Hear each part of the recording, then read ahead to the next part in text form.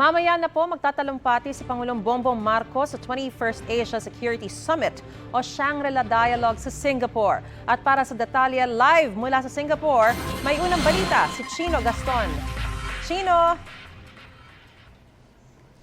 Maris, sunod-sunod na pulong ang dadaluhan ng Pangulong Bongbong Marcos ngayong araw dito sa Singapore bilang bahagi pa rin ng Shangri-La Dialogue bago tuluyang bumalik ng Pilipinas mamayang gabi.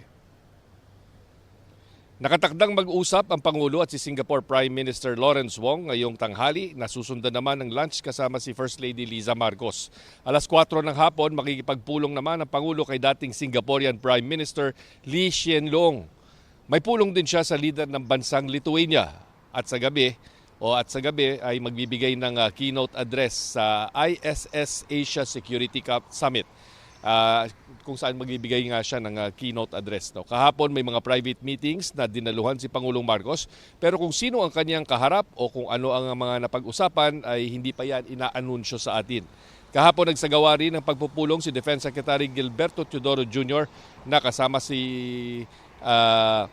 na dumating dito sa Singapore si AFP Chief of Staff General Romeo Browner. Dumating din kagabi sa Singapore si Philippine Coast Guard Commandant Ronnie Hilgavan na nakatakdang humarap sa ilang bilateral meetings or bilateral meetings at mga sessions patungkol sa mga issue kaugnay sa pagbabantay at seguridad sa karagatan. Kasamang inaasahang darating din ngayong araw si US Defense Secretary Lloyd Austin III at kung saan na ang kung sino ang kanyang mga makakaharap na mga opisyal ng Pilipinas ay yan ay makukumpirma pa natin maya-maya lamang. Maris, ang Shangri-La Dialogue ay nakatuon sa diskusyon tungkol sa defense, seguridad at usaping militar na nagsisilbing daan din sa pagtatag ng mga kasunduan sa pagitan ng mga dumadalong bansa. Since Maris, pinag-uusapan yung seguridad at Asia Security Summit yan na Chino, gaano kalaki yung posibilidad na matalakay din yung issue sa West Philippine Sea at South China Sea?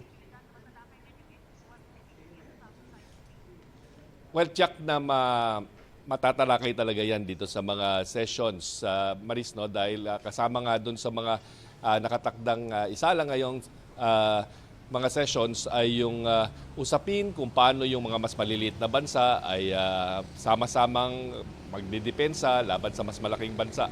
Kung may mga security issues na kailangang harapin. No? Kasama rin dyan yung mga territorial defense issues at yung mga pagbabantay sa karagatan. Dapat din natin tandaan na isa nga daw sa mga rason bakit na imbitahan ang Pangulong Marcos ay dahil napakataas ng interest ng international community sa kanyang ginagawang paninindigan para isulong ang karapatan ng Pilipinas dyan sa may West Philippine Sea laban sa China. Napakahalaga Maris, talaga niyan at aabangan natin ang magiging resulta ng pag-uusap na yan. Maraming salamat sa iyo, Chino Gaston, live mula sa Singapore. Ingat kayo dyan.